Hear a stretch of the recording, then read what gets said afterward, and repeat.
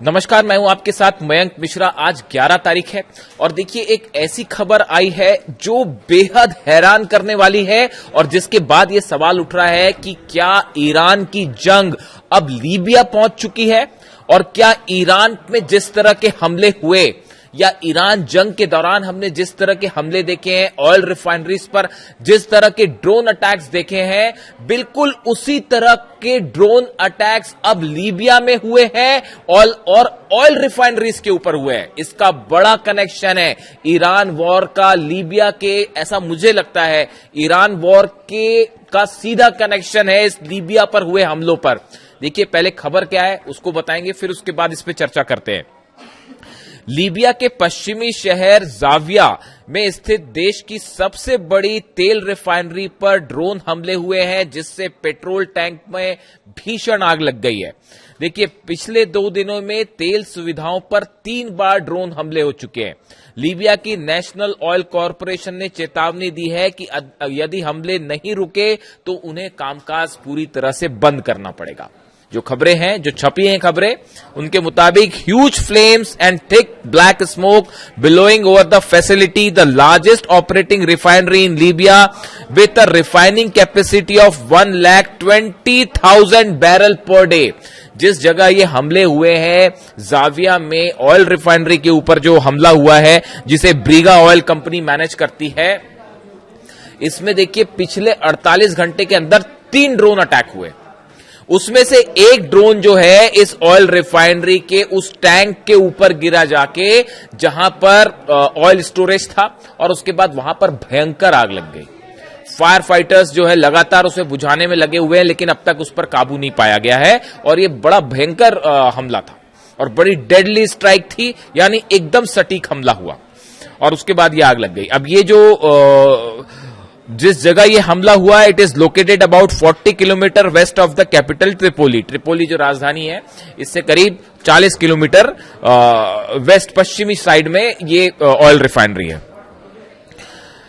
अब देखिए इसके अलावा जो अहम खबर है, ये जो 3 ड्रोन अटैक हुए, एक तो आप इसको ईरान से कैसे जुड़ रहा है ये मामला उसको समझिए। पहले तो ये जिस तरह के हमले हुए वो समझिए। ऑयल रिफाइनरी पर हमला होना अचानक, उसमें आग लग जाने और बिल्कुल सटीक हमला, बात नंबर 1। बात नंबर 2, जो 3 ड्रोन अटैक हुए उसमें से एक हमला डिसलिनेशन प्लांट पर, यानी पानी साफ करने वाला जो प्लांट होता है, जो सप्लाई होती है फैसिलिटी, जो पीने के पानी को मतलब प्यूरिफाई करके पीने का पानी बनाती है, समंदर के पानी को पीने योग्य बनाती है, उस वाटर फैसिलिटी पर भी एक अटैक हुआ है। आप देख रहे हैं जैसे हमले ईरान पर हुए बिल्कुल उसी तरह का हमला है ये, या जिस तरह के हमले मिडिल ईस्ट में कई देशों पर हमने देखे बिल्कुल उसी स्टाइल का हमला है ये कि वाटर फैसिलिटी पर हमला होता है और उसके चंद घंटे बाद ऑयल फैसिलिटी पर हमला हो जाता है। ये कोइंसिडेंस नहीं है, ये संयोग नहीं है साहब, ये बिल्कुल इसका ईरान जंग से कोई ना कोई कनेक्शन है। तो नेशनल ऑयल कॉरपोरेशन है, एनओसी है, उसने बताया कि कैसे हमले हुए और 402T टैंक जो था वो ब्लास्ट कर गया, उसमें आग लग गई। अब ये सब कुछ कब हो रहा है? देखिए ये ऐसे हालात के बीच में हो रहा है जब एक खबर आई कि लीबिया अगले दशक की शुरुआत तक तेल उत्पादन को बढ़ाकर 20 लाख बैरल प्रतिदिन करने के लक्ष्य के करीब पहुंच रहा है। पिछले कुछ समय से लीबिया में ऑयल प्रोडक्शन बहुत तेजी के साथ बढ़ रहा है और बताया जा रहा है कि नेक्स्ट डिकेड की शुरुआत होते होते वो 20 लाख बैरल प्रतिदिन तक पहुंच जाएगा। यानी लीबिया एक ऐसे देश के रूप में उभर रहा था तेजी से जो बहुत ज्यादा क्रूड ऑयल जो है वो प्रोड्यूस कर रहा है, कच्चा तेल प्रोड्यूस कर रहा है और एक बड़ा प्लेयर मार्केट में बन के उभर रहा है। इस बीच में अचानक ऑयल रिफाइनरी पर हमले हुए। कहना मैं ये चाहता हूं, क्या कोई है जो लीबिया के तेल में आग लगाना चाह रहा है, लीबिया के ऑयल को रोकना चाह रहा है? क्या ऐसी कोई साजिश हो रही है यहां पे? देखिए the attacks highlights the continuing security challenges in Libya where rival administration and armed groups have retained influence despite a 2020 ceasefire that halted the major warfare. 2020 में यहाँ के जो 2 अलग अलग गुट हैं इनके बीच में समझौता होता है, सीजफायर हो जाता है, लेकिन उसके बाद अभी फिर से हमले शुरू हुए हैं 2020 के बाद।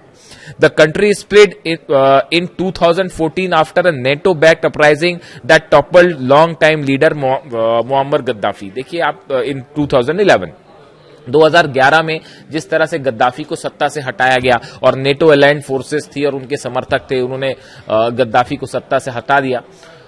उसके बाद से 2011 में गद्दाफी को हटाया गया और 2014 से लीबिया जो है वो दो भागों में डिवाइडेड है।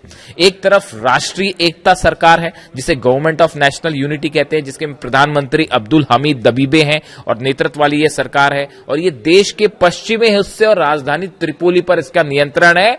अमेरिका समेत कई देश इसका समर्थन करते हैं। मुख्य रूप से जो इस समय सरकार है जिसके प्रधानमंत्री अब्दुल हमीद दबीबे हैं लीबिया में, और इसका समर्थक जो है वो अमेरिका भी करता है और पश्चिमी हिस्से पे इसका शासन है और इसे संयुक्त राष्ट्र और कई देश का इनको समर्थन प्राप्त है। दूसरी तरफ है लीबियाई national army LNA, Libyan national army. Field marshal Khalifa Haftar के नेतृत्व वाला यह गुट देश के पूर्वी और दक्षिणी हिस्से पर नियंत्रण रखता है। यानी एक तरफ सरकार है जिसको अमेरिका और अन्य देशों का समर्थन प्राप्त है, यूएन का समर्थन प्राप्त है। दूसरी तरफ है लीबियाई नेशनल आर्मी जिसको लीड करते हैं फील्ड मार्शल खलीफा हफ्तार, और ये जो है पूर्वी और दक्षिणी हिस्सों पर नियंत्रण रखता है और इसका मुख्यालय बेंगाजी है। यानी एक तरफ ट्रिपोली, दूसरी तरफ बेंगाजी। अब गौर करने वाली बात यह है, देखिए राष्ट्रीय जो गवर्नमेंट है, गवर्नमेंट ऑफ नेशनल यूनिटी जो है, जिसमें प्रधानमंत्री अब्दुल हमीद, इनका समर्थन अमेरिका कर रहा है।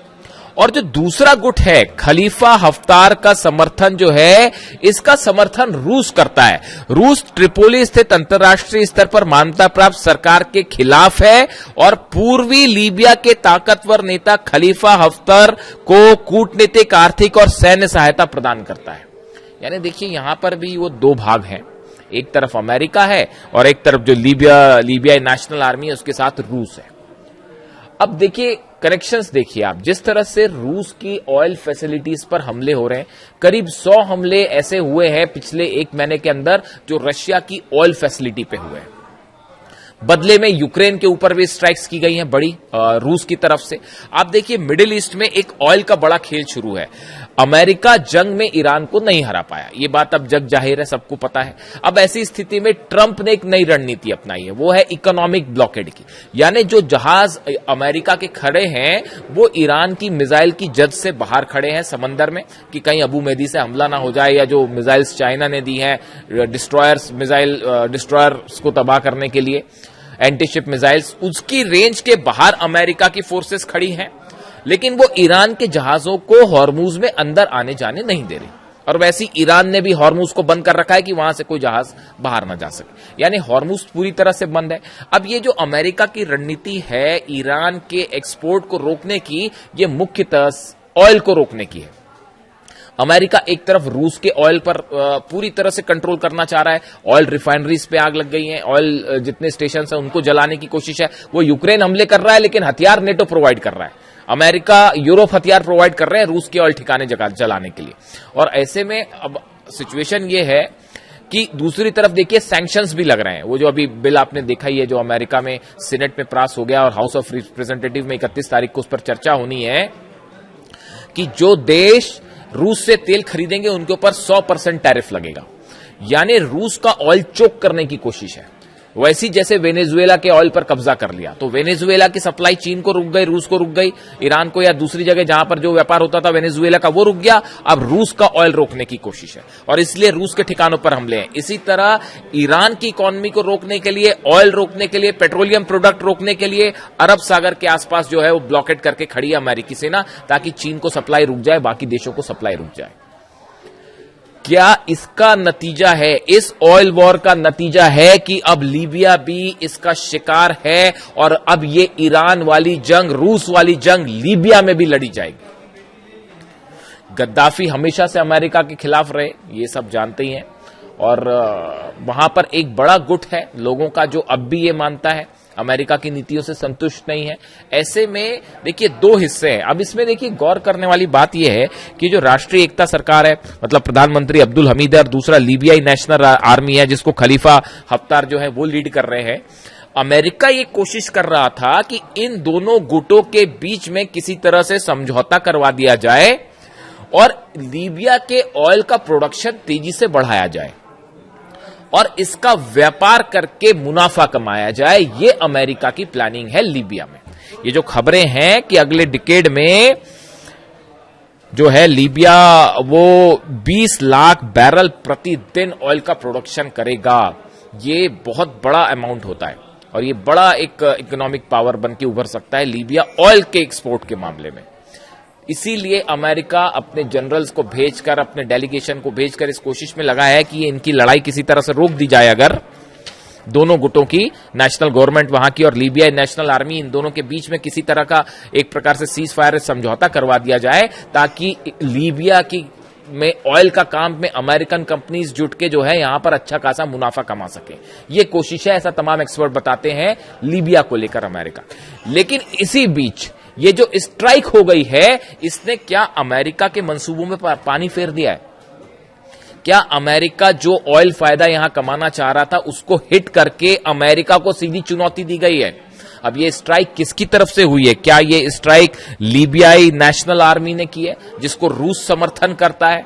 ये जो ड्रोन, जिस टाइप के ये ड्रोन्स हमले हुए हैं, क्या इसका ईरान के, जिस तरह के ड्रोन ईरान में बनते हैं, क्या किसी देश ने वो ही ड्रोन सप्लाई किए हैं? देखिए, बहुत सारे सवाल हैं जो कि अब एक नया फ्रंट खुलता दिख रहा है लीबिया के तौर पे। और ये सिर्फ सवाल लीबिया का नहीं है, पूरे मिडिल ईस्ट के जितने देश हैं, सिर्फ मिडिल ईस्ट ही नहीं, पूरी दुनिया में एक ऑयल वॉर छिड़ता दिखाई दे रहा है, नेचुरल रिसोर्सेस पर कब्जा करने का, ऑयल रिसोर्सेस पर कब्जा करने का, ताकि मार्केट को कंट्रोल किया जा सके। ये बड़ा ऑयल वॉर है जो रूस और अमेरिका के बीच में जारी है। चीन और अमेरिका के बीच में टैरिफ वॉर जारी है।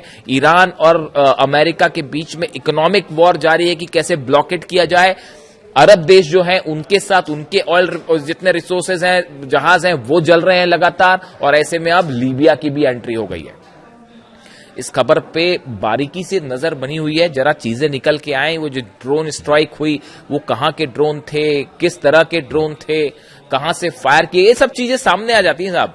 और मेरी पूरी कोशिश रहेगी जिम्मेदारी के साथ आपके तक हर सोर्स पहुंचाऊं, ताकि असली हकीकत समझ में आए साहब। वीडियो कैसा लगा कमेंट करके जरूर बताइए और अपने कमेंट्स जरूर दीजिए, मैं कोशिश करूंगा जवाब देने की। Thank you so much.